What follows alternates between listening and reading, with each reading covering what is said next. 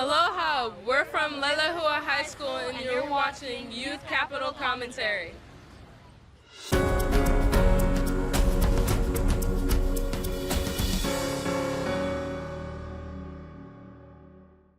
Hello, I'm Marley Lee Williams, a student from Lelehua High School, and I'm here with Representative Trish LaChica.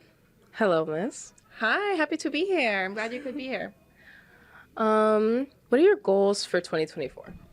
Well, thank you for that question. So it's the 2024 legislative session, opening day, where all the festivities start. It really marks the first calendar year of our 60-day legislative session. Mm-hmm.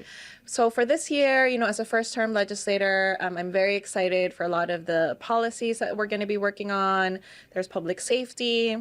We have health. We're also working on some kupuna and also an election integrity bill. But I'm really excited about a lot of our education-related bills. And so this year, I'm going to be the vice chair for the House Committee on Education. So I'm excited to be tackling a lot of the issues that impact education from early childhood to elementary, high school, across the entire state. Okay. Can you explain a little bit more on education bills that you would really like to focus on?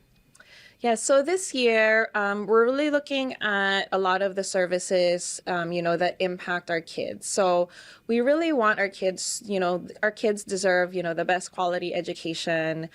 We want an investment in education. The way I see it is, investing in our kids is investing in their future. Mm-hmm.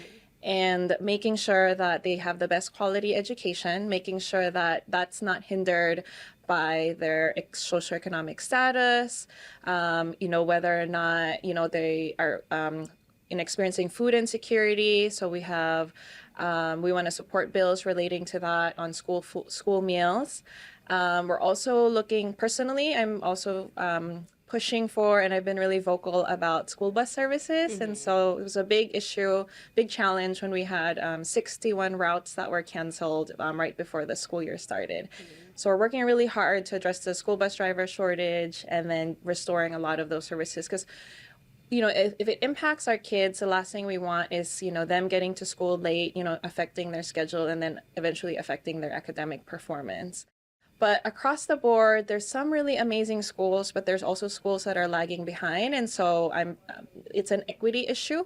We want to make sure that all schools have the appropriate resources that they have. Our educators feel empowered and supported. And, our kids feel ready and prepared to take on the future. And my goal as a mom, raising two young kids here, I want my kids to have a future here. So I'm looking at all the ways that our kids and students can remain here in the island. So it means having competitive salaries, diversifying our workforce and the jobs that they enter into, whether it's film, it's technology. I'm very excited about those things. And so, those are some of the things that we're working on this year. That's great. I have done a bit of research, and on your description, it explained that you were a journalist in, how do you say? Philippines? Manila? Manila, there it is. You were a journalist in Manila. Can you explain a little bit more about what you wrote?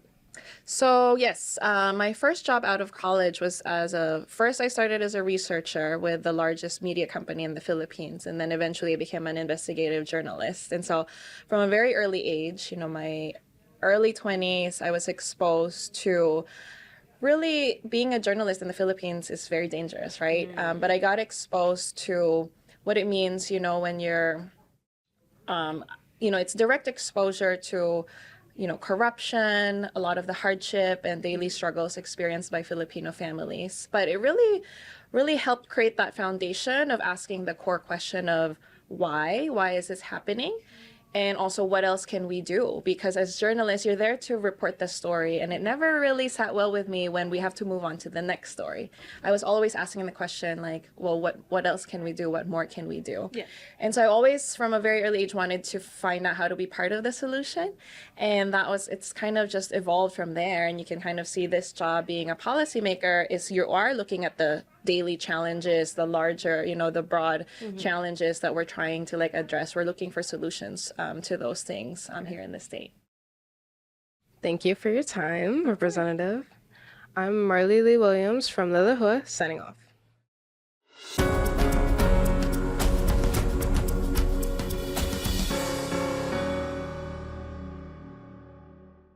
Hi, I'm Sue, and I'm here at the Capitol with Jacob.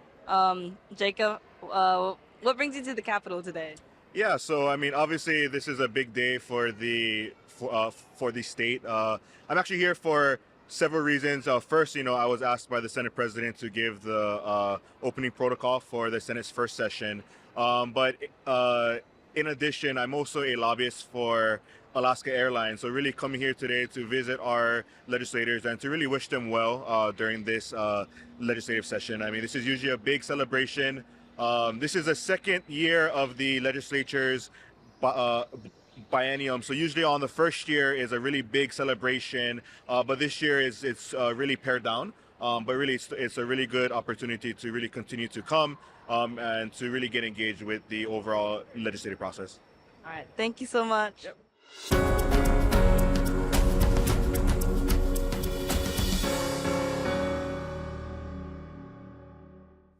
Hello, this is Sirius Randall from Lillahua High School, interviewing Senator President Ronald Kochi. So it's a new year. Happy New Year. Happy New Year to you. What are your plans for this coming year? We are undertaking issues that have come out of the fires that caused incredible damage and loss of life on Maui. We're looking at how to rebuild, how to revitalize the economy. We need to rebuild schools, infrastructure, and rebuild lives.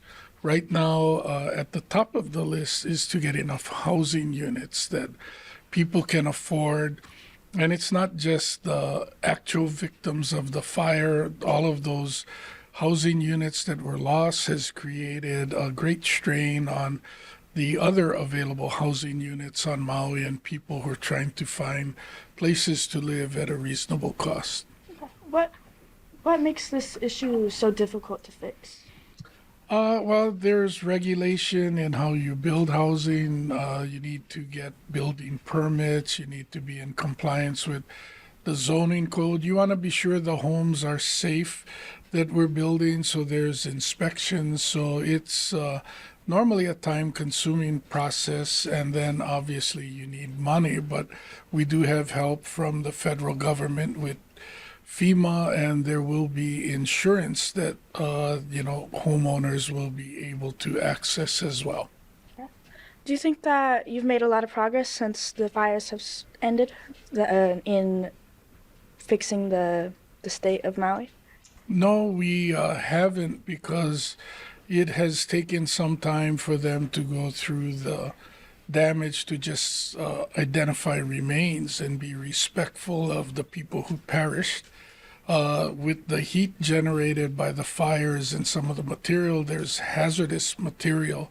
So they've only now completed getting a landfill sited and permitted, and they've begun removing the waste. So we haven't issued any building permits yet. So it sounds like it's been a difficult time for you and people of Maui.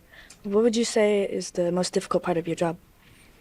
When you don't take Maui in, but you just look at the difficulty of the job, I thought that if you do your homework, 2 + 2 = 4.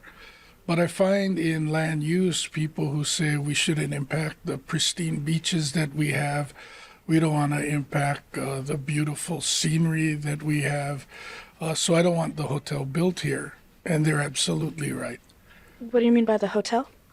The issue is, should you build a hotel or not? The other group tells you, I want my children to come back home. My children need jobs. If we build this hotel would do all of that, and it would create opportunity for my family to come back home. So all of a sudden, I have people who are absolutely right in their belief of why no hotel should be built, and I have people absolutely right in why they think the hotel should be built.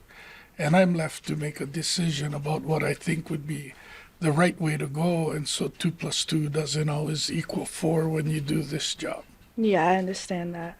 So, to those people that are struggling with everything, what is a message that you would like them to hear?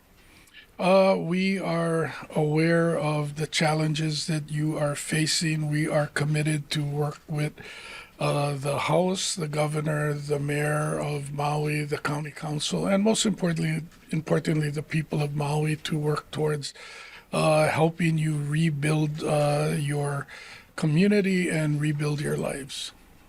Thank you so much for your time today. I'm Sirius Randall with with Lelehua High School with Oleo, signing off.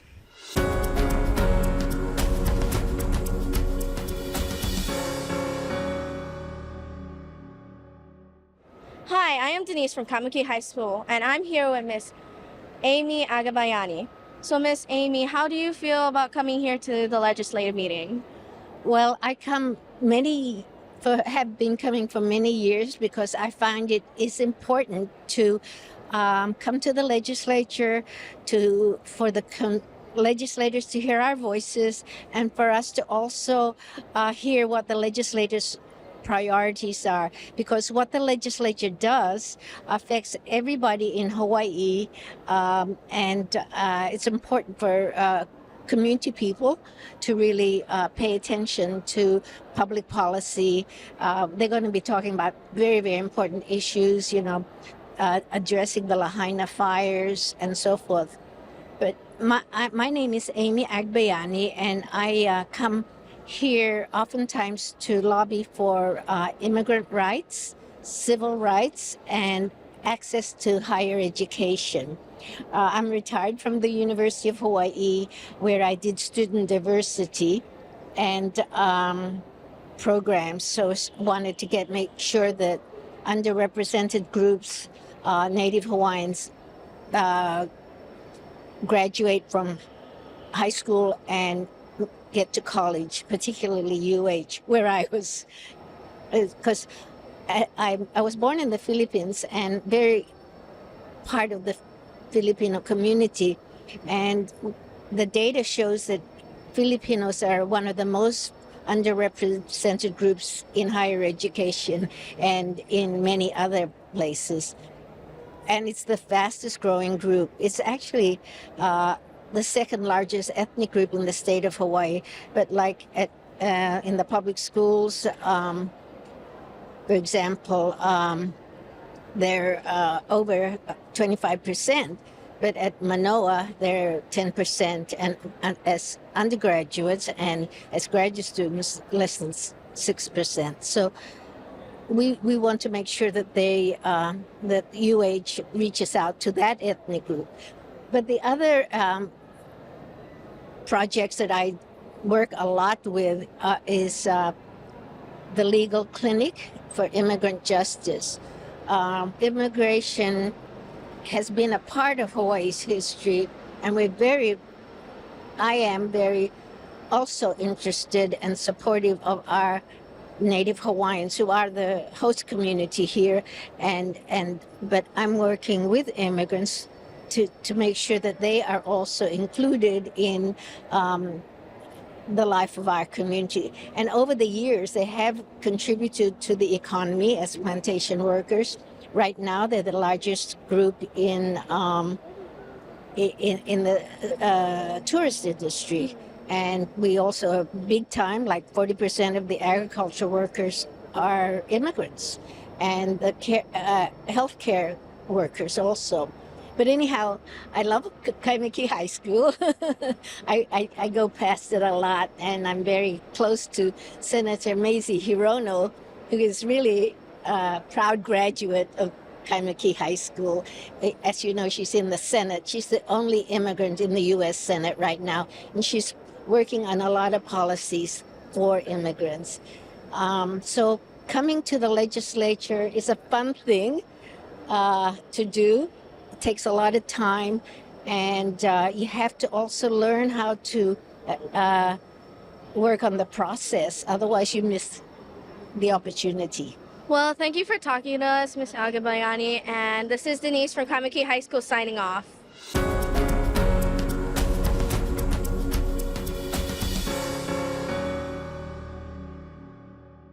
Good morning, everyone. I'm Charlie from Kamiki High School. Today, I'm here with Mark. Mark, how are you doing today? Good, doing great, Charlie. Thanks for asking. Yeah. So, I have a question for you.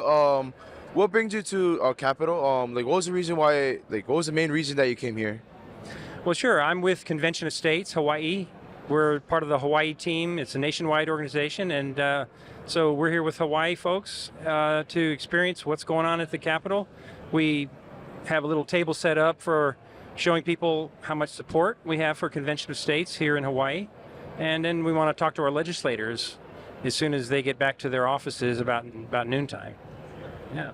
Oh, that's great. That's great. Who's a legislator that you specifically want to talk with, and why you want to talk with that legislator? Yeah, well, we have a couple legislators we want to talk with. Number one, my legislator, my House member is Corey Chun, and he's one of our sponsors for our resolution. In fact, he's going to be the introducer of our resolution this year, which is great. And then in the Senate, Glenn Wakai is our introducer. Also, Donovan De La Cruz, Senator De La Cruz, will be working with us, so we'll be talking with those two senators. And then there's a whole bunch of other folks that other team members will talk to. Amy Peruso, Lauren Matsumoto. It goes across both parties. We're nonpartisan, so we're looking for support across the aisle. That's nice. Yeah. That's nice. So if you meet those legislators, what are you going to talk about specifically? Well, specifically, we have a resolution, a specific document that we want them to support. Resolutions are not due until the early part of March, but we start now to promote that within the House and Senate to get more and more sponsors to come on board. So the resolution is for Convention of States, for Hawaii to call for a Convention of States, asking Congress to call a Convention of States for specific purposes. The convention is designed, our convention, the one we're promoting, is designed to offer amendments to the Constitution like term limit amendments, balanced budget amendment, and limit the deep state. Limit all the regulations and all the bureaucrats, get down to something manageable. So that's what we're asking our legislators to support. And you'd be surprised. We get a lot of support from both parties. So we're happy about that. Oh, right on. He has a plan for this year, man, and this session too. So, my question for you is: after you make that happen, what was your accomplishment after you make that plan happen? Yeah. So our goal this year is to get to a committee hearing, and we're going to try to get some of our more influential senators on board, so we can at least get to a hearing. Now, we may not pass through the committee, but to have a public hearing, that's what's important, because that gets it out in front of everybody to take a look at. We've only done it once before, but we want to try it again this year. And then, of course, the rest of the year, we go out to the public. We go to gun shows, we go to trade show events, we have our table set up in other places, and we promote Convention of States to the general public within Hawaii. In fact, our state had phenomenal growth last year, 8%. Increase in petition signers, and so we hope we can do that again this year. Yeah. I'm hoping that the plan will work for you. It was nice to interview you, sir.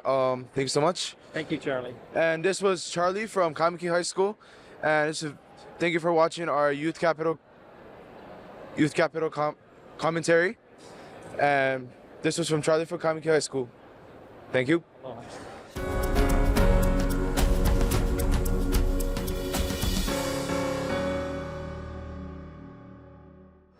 Hello again, everyone. My name is Marley Oswald, coming to you I'm from Kamiki High School, and I have here today Brian Alston. Yes. So how are you doing today, Mr. Alston? Doing very good. Thank you. I appreciate this opportunity. Would you mind telling us what brings you here to the Capitol? Well, I am part of the Hawaii State Commission on Fatherhood, and I represent the island of Kauai. And so we're here to meet our legislators and also to emphasize the important role that fathers have in the family. Could you tell us more about this organization that you're representing? What's your mission statement, and what are your goals for the legislation? We have several different goals. One of our themes for this year is around missing fathers, what we call and what is called father hunger, and the impact of that on families, on women and girls, men and boys. And so part of the mission for the Fatherhood Commission is for us to spread the word of how important the role is for dads and to offer them support in all kinds of areas, and some of them are laws and different things that can help them improve and be better fathers. Could you elaborate on what are you going to tell the legislature? Like, what's your plan? Or are you willing to maybe bring in a few things to change in, like some laws for your organization to better improve fatherhood? Well, what we can do is offer from our experience. Each of us represents one of the islands. And so for Kauai, we know that there are a variety of things that impact our fathers on the island. So what we can bring to the legislators are our experiences. And part of that is we know men need to be recognized for the good that we're doing, not always the negative.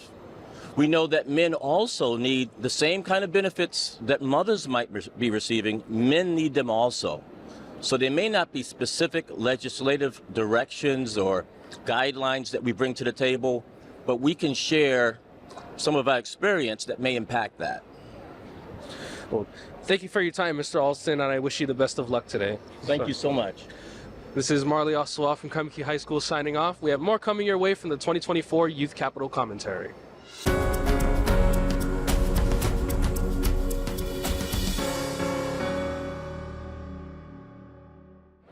Hi, I'm Ariana Simpao from Kaimuki High School, and you're watching the Youth Capital Commentary, and I'm here with... So, how are you doing today, and how do you feel about the energy of what you just did? You know, I feel hopeful that we have gained some momentum. For some time now, Lahaina's kind of been pushed to the background and ignored. And I guess not really ignored, but profit has been put over our people lately, yeah? So I feel very hopeful that we're able to come here today, build as much people power as we can, because at the end of the day, this capital is, we own this capital. Exactly. As taxpayers, we own this place, right? So when you gain that kind of momentum and that kind of people power, these people over here, they cannot not listen to you. You know, they, at the end of the day, they work for you. They're supposed to be acting in your best interest. So me being able to bring as many people as I did, being part of the march this morning too, gives me hope that we've built enough people power to the point where they have no choice but to listen to our demands.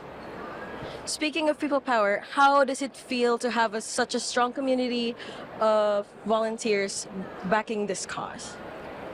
Well, a lot of the people here today with Lahaina Strong, a lot of them are from Lahaina.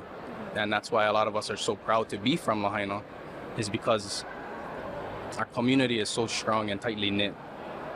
And, you know, I just feel like wherever I go that I have a solid backing, and I back them up to 100%. But at the end of the day, your community, that's the most important thing, your community. So the fact that they are able to be here with me, it's beautiful. Please tell us more about how your community works, what you guys do to bond. Well, I'll start off with Lahaina Strong and what we are. It was first initially created back in 2018 because we had that first wildfire that came through and burnt those homes down. And you know, it was created for the same purposes that it exists today, is just to offer that relief to our people, give our people a voice, and offer the help where it's needed. So that's just the way we are. That's just the way that Lahaina is, you know. So we are but maybe 4 or 5 people in this core group, but everyone in Lahaina is Lahaina Strong. And we can say that confidently because the way that we move as one, the way that we care for each other, the way that we look to our friend and our neighbor as not just a friend or a neighbor, but family, that's the way that we bond. You know, that's why we're also proud to be from Lahaina. Yeah. Is there anything you wish to tell people who are new to the cause and want to learn more about Lahaina Strong? Yeah. If you guys would like to, we do constant updates on our social media platforms. So we have our Instagram official Lahaina Strong, and yeah, I mean that's a good place to get versed on the things that we've been fighting for and calling for. But you know, like we seen on Mauna Kea, Yeah. you know, it was a very important fight, but it was just one fight for the Mauna.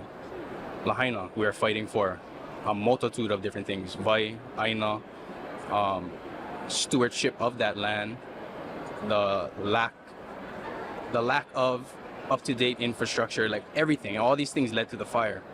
So there are so many things that you would have to get versed on for you to be efficient in the way moving forward, fighting for Lahaina, and that's why, you know, we're all super tired. We're always, you know, always researching something, but it just stems from the love that we have for our place. But all of those same issues, they exist here too. You know, I experienced some of them myself, and everybody out there, just know this: what happened to us in Lahaina, it can happen to you too. And the way that we move forward from this, just expect that if something like this happens to you, that's the way that it's going to move forward for you as well. So as Lahaina community, we ask for as many people's, you know, support and backing as possible, because we're not only fighting for ourselves, you know, we're fighting, once we set this foundation, these are the things that will extrapolate throughout the entire state. And we're not just fighting for ourselves, we're fighting for the entire Pae'aina of Hawaii. Well, thank you so much for all that you just shared. It's been a lovely time. Unfortunately, it has got it short. So, yes. I'm Ariana Simpao from Kaimuki High School, and you're watching Youth Capital Commentary. Mahalo.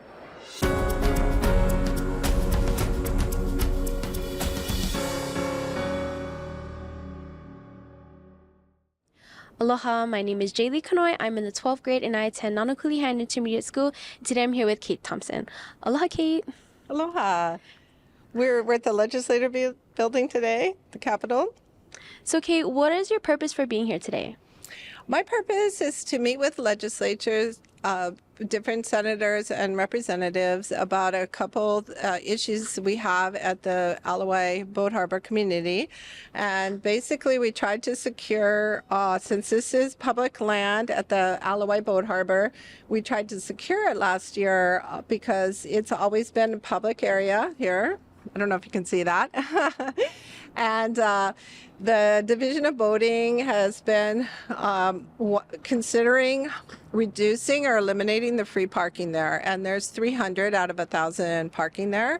The working number for the paid and permit parking is 941, but with the staff parking and other parking, it's 1,000 spots. So about a third of it is saved for the public. And so when you go watch the fireworks at the harbor or go swimming at the lagoon, which is actually, a lot of people call it Hilton Lagoon, but it's actually the Duke Kahanamoku Lagoon, and that beach there. Have you ever been down there for fireworks? Yes, I have.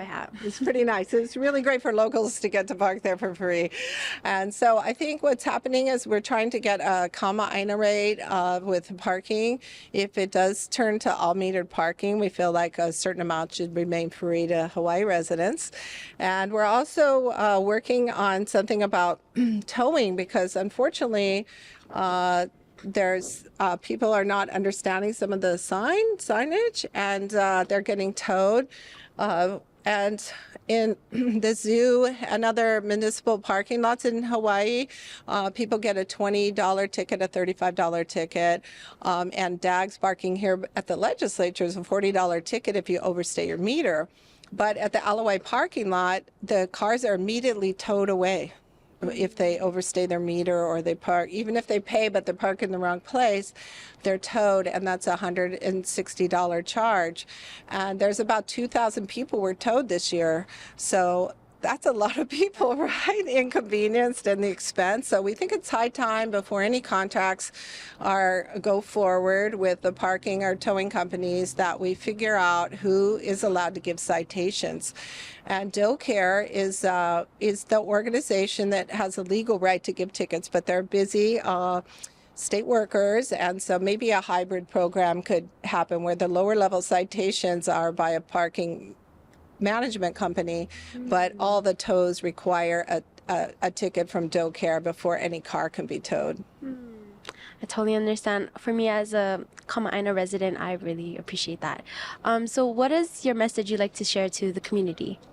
Well, my message is that we have to really keep a close eye on this. We have to talk to your senators and representatives about keeping some of the parking free, and also let them know that you think that towing is too harsh a punishment for a meter overstay or a minor violation. So it's really good that you guys are here today and sharing with the community how to interact with the legislature. Thank you. Thank you, Kate. Do you have any last words for our viewers?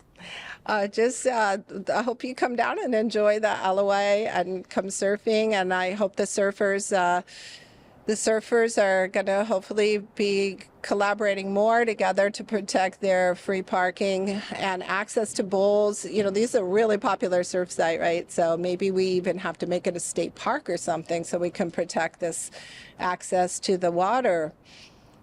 Thank you, Kate, so much for your time. You're welcome. Thank you.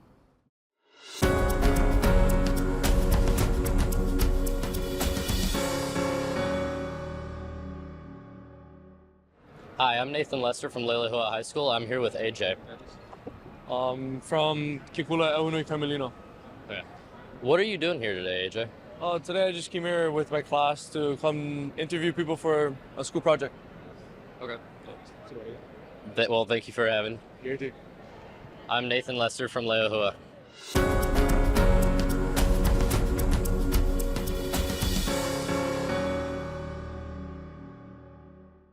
Hello, I'm Ariana from Lelehua High School, and I'm here with Representative Amy Peruso. Hello, Representative. How are you doing?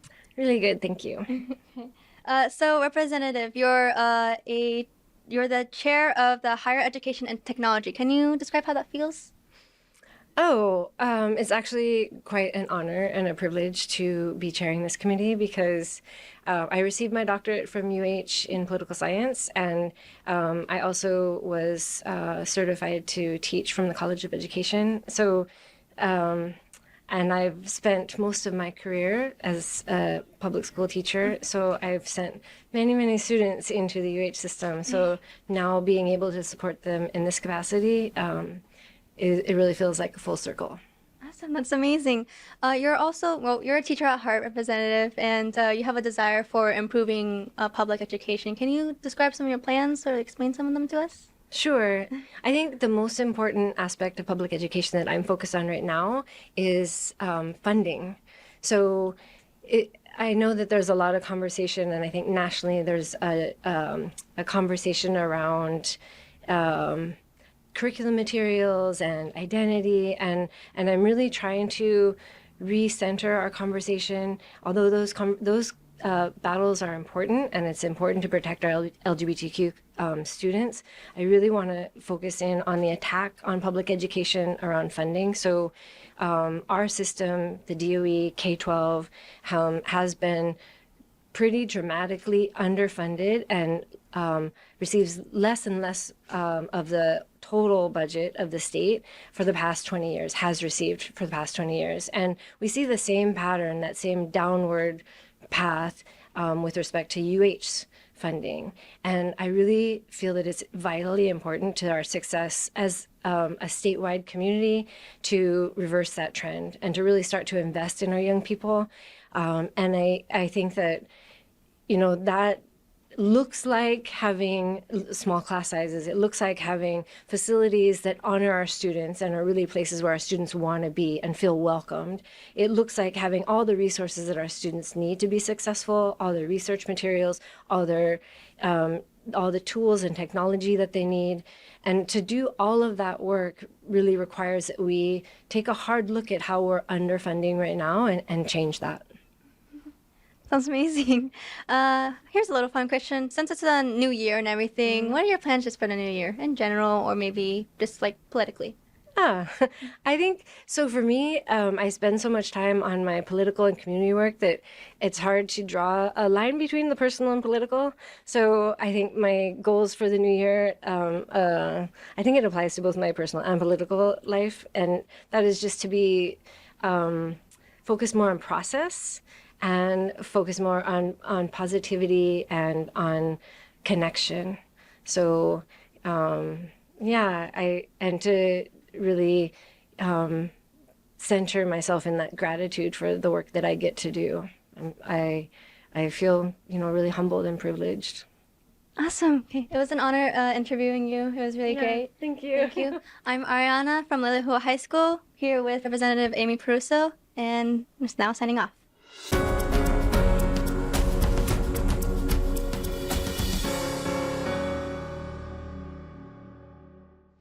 Hello, this is Marley Lee Williams, a student at Lelehua from Lelehua. I'm here with.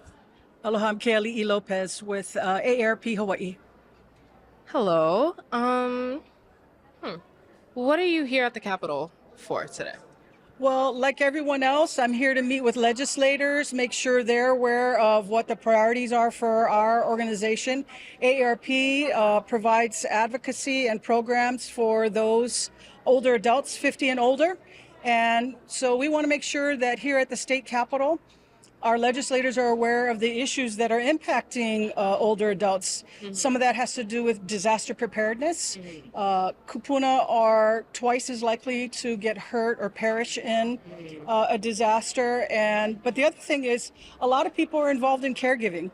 My family and I cared for my mom while she was sick. She was able to stay at home, passed away at her home, but she probably lived longer because of that. But caregivers do a lot here in Hawaii. And so we're looking for a family caregiver tax credit, and want to make sure that there's a way to help people who really are spending so much of their time, their money, and caring for their loved ones. It's a huge issue. And the other thing that we're supporting is paid family leave. What folks don't understand is a lot of companies do have sick leave and vacation, but a whole lot of other companies don't have any. My son, as an example, works for a company full-time. He gets 2 days off in a year. So if you're trying to take care of a loved one or family member and you have to take time off from work, You can't do that. it's hard. And so we've seen people actually have to quit their jobs to take care of someone or lose their employment because they're taking care of someone. And we don't think that should happen. Thank you. This is Marley Lee Williams from Lelehua, signing off.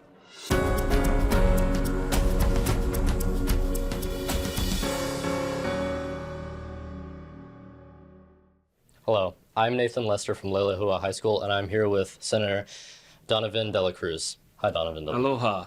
Nice to have you guys here at the Capitol. Thank you. So it's a new year. It's 2024.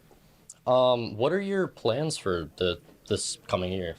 Well, this year we're going to focus a lot about trying to help Maui and redeveloping and helping them rebuild Lahaina. But we also have to look at the long term for the state in economic development, education, and healthcare. So there's quite a bit of things that we're going to be balancing this year. Okay, thank you. Do you have any plans you would like to share about Maui? Well, we met, the Ways and Means Committee went to Lahaina. We met with some of the community groups. They talked a lot about historic preservation, teacher housing, making sure that they have access to recreational facilities, bringing back some of the old waterways and traditional agricultural lands. And so those are some of the things we want to help them with. We're looking at different state agencies that might be able to assist. So we're working with that specific group and coming up with some legislation. Okay, thank you. Do you have any plans for the homeless here in Hawaii and helping them? Well, last year, the legislature funded two things, the Ohana Zone and the Kauhale, in addition to the other programs that were already in existence. So we're hoping that we can support the governor with additional Kauhale because that seems to be making quite a bit of improvement.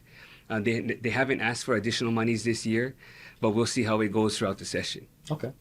Well, thank you for your time. Thank you. Go Mules. Yes. I'm Nathan Lester from Leilehua, and thank you for watching.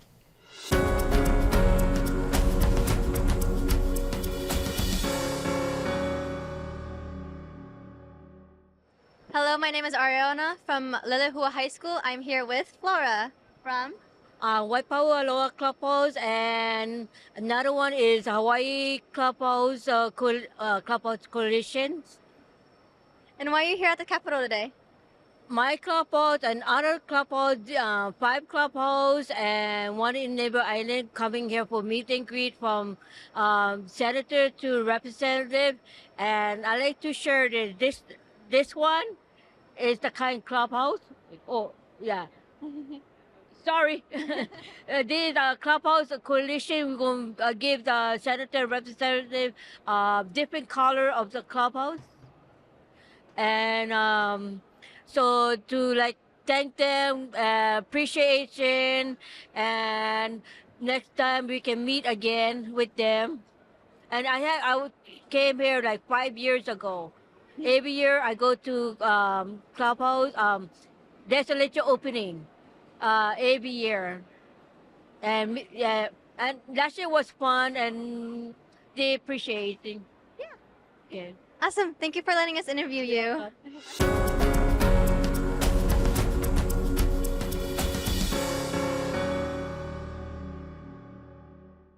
Hi, I'm Sua. I'm from Leilehua High School, and I'm here interviewing Representative Lauren Matsumoto. How are you today? I'm doing wonderful, thank you. So my first question for you is, what are your goals for 2024? So some of the main goals is cost of living, housing, and crime. And so one of the main things that we've done this last year is I send out surveys to my community and ask them, what are the most important issues you feel face in our state? And those were the top 3. And so that's how I shape my bill packages based upon what my community is asking for. Oh, that's great. My second question is, for Mililani, do you have any future plans that you wanted to change there? I love Mililani. That's where I was born and raised. I went to all of the schools, graduated from Mililani High School. And some of the community concerns was really after the fire that happened in Mililani Mauka. And so one of the goals we've had is to create a possible emergency access road. So because there's not just one way in, one way out, and also to create fire breaks. So I've been already working with the DOT director to create those fire breaks. And so that's one of the things that were top of mind specifically for Mililani. I also had one question of my own, which was like, how did you decide that you wanted to be in like politics? Because I heard that you actually have a bachelor's in video production. So I do. And so I kind of had an unorthodox path to politics. And so it really was, I was Miss Hawaii in 2011. And I had finished my film degree. I was very passionate about it. And it was through my year of Miss Hawaii, I actually worked with a lot of the legislators. I testified, and I was able to really learn about the process. And when I finished Miss America, one of my favorite things that I loved doing was serving my community and advocating on issues that I was passionate about. And to me, serving in office was a natural extension. So I finished my year of Miss Hawaii June 9th. I was 24 years old. I started my campaign June 10th, and I've been blessed to represent my community for the last 12 years in the legislature. All right, thank you. That's great. Thank you for your time. I'm Sua, and I'm reporting from the Capitol.